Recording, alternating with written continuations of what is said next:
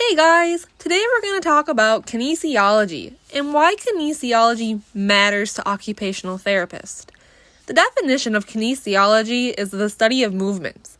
Kinesiology can help impact our health and well-being, and as well as increase our muscle strength, our endurance, coordination, balance, and help us increase our range of motion. Kinesiology matters to occupational therapists because we can observe the client's initial starting point and figure out creative ways to bring them back to independency. We use manual muscle testing, which guides the OT into knowing the client's capabilities at evaluation.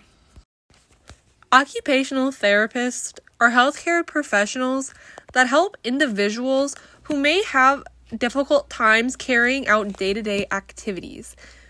We help them with gaining independence back to their activities and occupations that were once very meaningful to them. So now we're going to talk about the bones of the appendicular and the axial skeleton. So the appendicular skeleton consists of our upper and lower extremities, our shoulder girdle, and our pelvis.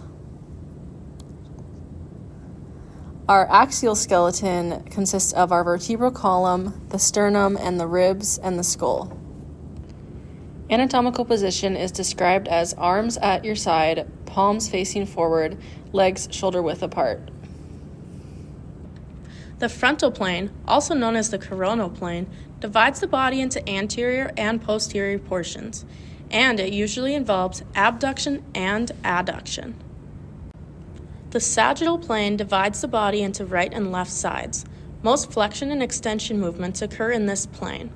It is in the center of the body, passing through the nose, navel, and in between the legs.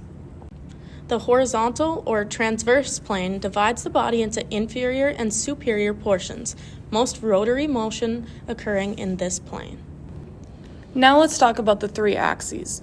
The sagittal axis passes horizontally from posterior to anterior and is formed by the intersection of the sagittal and transverse planes. The frontal axis passes horizontally from left to right and is formed by the intersection of the frontal and transverse planes. The vertical axis passes vertically from inferior to superior and is formed by the intersection of the sagittal and frontal planes.